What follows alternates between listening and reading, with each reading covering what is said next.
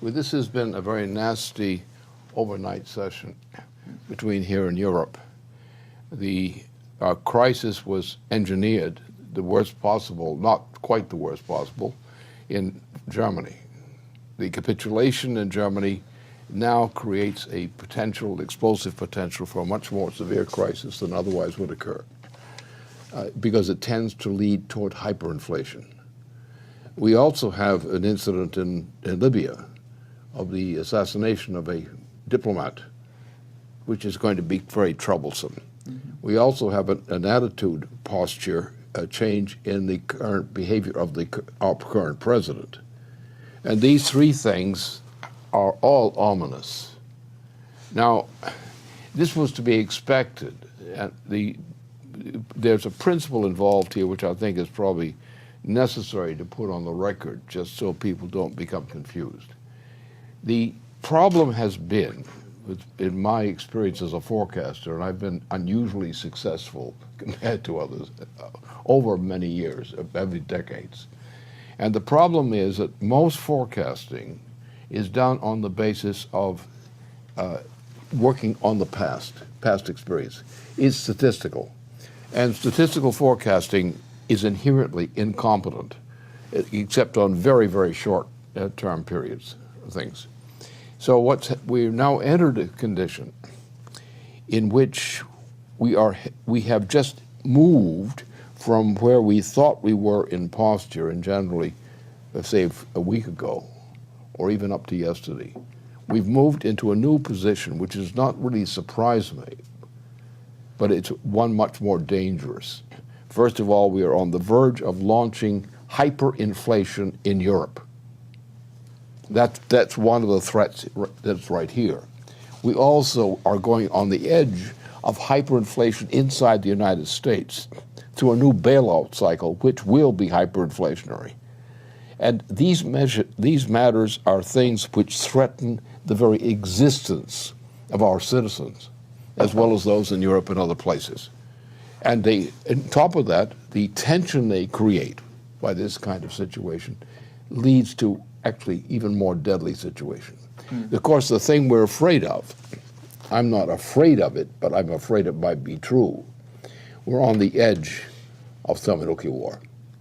If this thing goes in this continued direction, you're going to find that before the next election occurs, you're going to have a crisis beyond belief. And that can lead to a different kind of crisis, also beyond belief. It can lead to thermonuclear war. That does not mean that that's settled, but it means that those who thought they had particularly in the Congress and so forth, that thought they had a calculable risk or calculable problem, just fooled themselves. Because what they bought when they thought they were compromising, their compromising was more deadly to them than if they had not compromised. And that's where we are now. So we're now in a period of increasing great danger. And this will occur before the election. It'll be now. It'll be in Europe, it'll be in the United States and elsewhere. And beyond that, it can get still much worse. It can actually get to thermonuclear war. That's a potential which is already written into this. And it will not occur only if somebody decides not to let it occur. But right now, we have no prospect of a competent government of the United States. The Republican Party is a mess, it's a catastrophe. But the President of the United States, the current one, is a bigger catastrophe than all the Republicans put together. So that's our situation as of this moment. I'll give you the next news break. We'll take you to the next one. Right. Well, from there, I think it's worth then bringing in, maybe we could call a motivating factor, a reference point for what we need to do. Get a future reference point for where we need to go to give people, a direction, a motivation to give people the impetus to fight at this time. I think there's a very, useful event that we could point to. Didn't happen on Earth. Happened another location in the solar system just yesterday. There was an amateur astronomer had this telescope fixed on Jupiter, just looking at Jupiter, and all of a sudden he saw a major explosion, which could be seen from an amateur telescope from the Earth, which was one of these major asteroids impacting Jupiter just yesterday. So, I mean, this should, could be used as a useful reference point for people to, take their heads out of wherever they've placed their heads. The American people seem to have clearly been suffering from mass insanity over this period, and this should be an impetus to look up physically and look up psychologically for where the human species needs to go to really solve the crises we're talking about. And so, this is not an irregular event, these impacts, these collisions. This is maybe just a useful time to see another one occurring to kind of give people a stimulus of what crises should we really be addressing.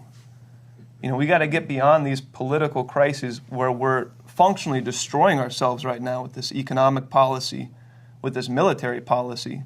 And what these events, like what just hit Jupiter, shows is that we will ensure that we'll destroy ourselves as a species if we continue this mode, because there are much larger problems that we need to be dealing with if we're actually going to progress. And maybe to highlight another one of these, just to, again, illustrate the point.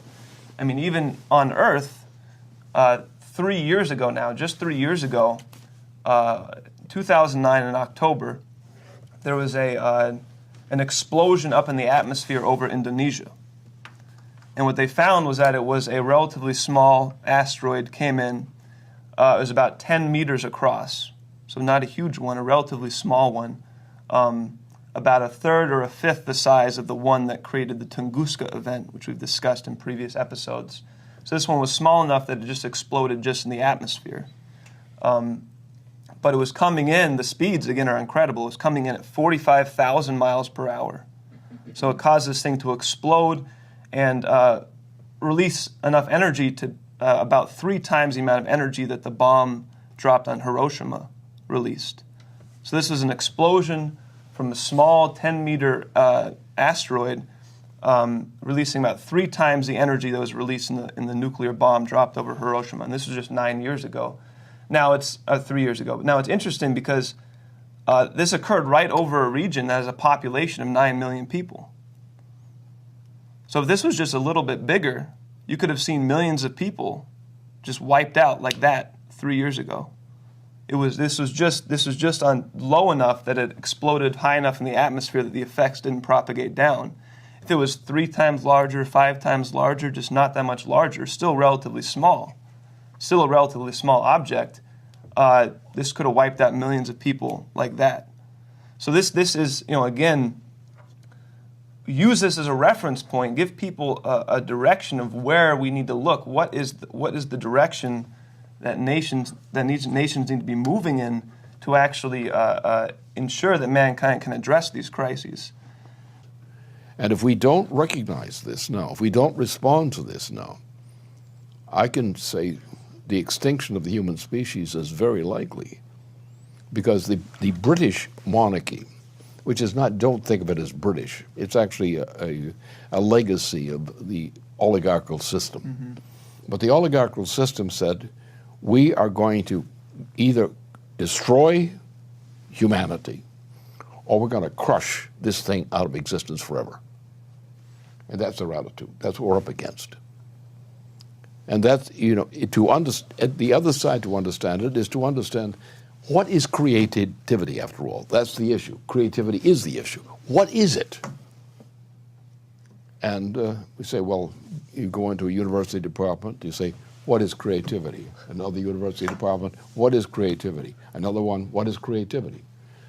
And you get either foolish nonsense or no answer at all.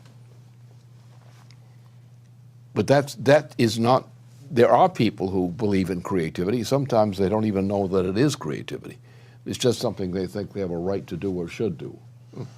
And therefore that it takes on a form. And they go out and they find people who sympathize with their idea, and it becomes a group of people who are now committed to creative impulses. They didn't start that way. They just liked each other, like what the other one and the other were doing. And they find themselves being accused of being creative, which is considered a great crime against the oligarchy. Mm-hmm. And so that's the problem here, as I see it, is essentially that the threat which we now face should provoke, and does tend to provoke, some people to realize that they have to take the responsibility of relaunching creativity. And that's the only chance we have. Nothing else is going to work. There's no such thing as a norm within which you can work. You're going to destroy their system or they're going to destroy you. That's the way it is. There is no way that the so-called practical people are of any use in this process. They're not capable of responding to the challenge because they don't even know what the challenge is. They don't recognize the challenge when it comes along. They don't know what creativity is. They know normal and abnormal, and they have different ideas of what normal and abnormal are. It's when we leap forward and look at man and say, what is the meaning? What does the word creativity mean? What should it mean? I think we have a pretty good idea.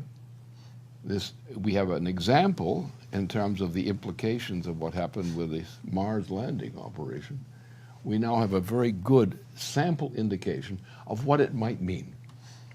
And when we think about the higher orders of energy flux density, when you go beyond a simple fission system and go to a fusion system, which is actually more, a fusion system difference is essentially, it is creative intrinsically, fusion. Fission is a product of something of creativity. But it's fusion that has this specific quality, and matter-antimatter reactions. These things have this specific quality of being creative. And the fact that we're not doing these kinds of things is what's troublesome. Right. And therefore we've got to get through this mess, but with this kind of intention in mind, a legacy for future generations to get this thing done. Right. Yeah, and the path is so clear.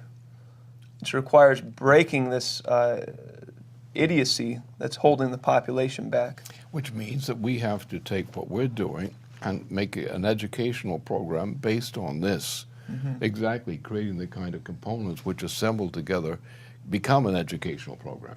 Mm-hmm. The mission orientations, which are properly assembled, become an educational orientation. Go out and find it. That's education. We'll call it education for Solarians. Well, just go out and it's the go out and find it principle. Uh-huh. If you can, do something with the right means, go out and find what you can find. Mm-hmm. And if you look at it and think, you'll be able to figure something out which is relevant to your mission. And just keep doing it. That's the way science always worked, was that, when it worked. And so we have to get people inspired to realize that this is their proper mission in life. I think we got a handle on it with this, what's happened on Mars, on this curiosity. Mm-hmm. I think that put in our lap, enough people will now realize what the potential is, even ineffectively, in a sense. But when they recognize this is possible, and recognize that you've got to free yourself from the idiocy of depending entirely on sense perception.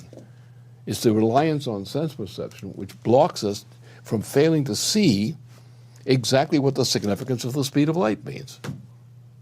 Why go with the old slow oxen cart when you've got a high-speed train to use? You don't like the high-speed train. You want the oxen cart. And that's what's killing us.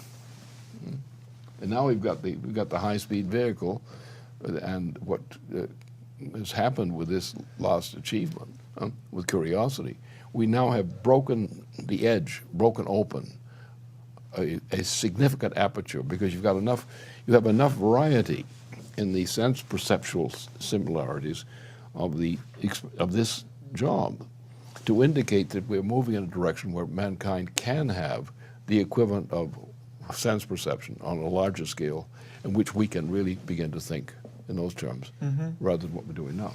And that becomes people's identity. Yep. They identify themselves with what their mind can do, not what their body can do. Exactly. Precisely that. That's the thing. I think that's our mission, really. But in the meantime, we got to fight off these idiots.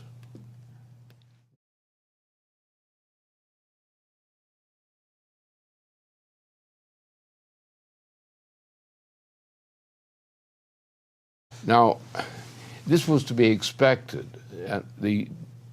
There's a principle involved here which I think is probably necessary to put on the record just so people don't become confused. The problem has been, in my experience as a forecaster, and I've been unusually successful compared to others over many years, every decades.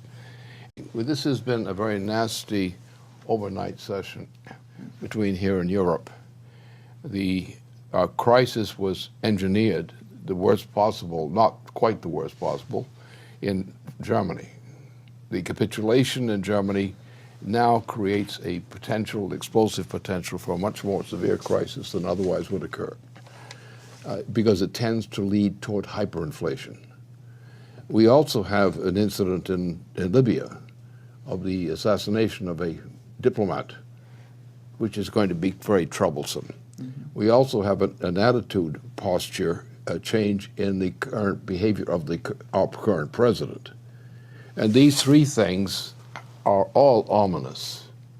We have just moved from where we thought we were in posture, and generally, let's say a week ago, or even up to yesterday.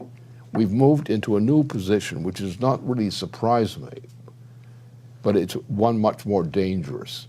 First of all, we are on the verge of launching hyperinflation in Europe. And the problem is that most forecasting is done on the basis of working on the past experience. It's statistical.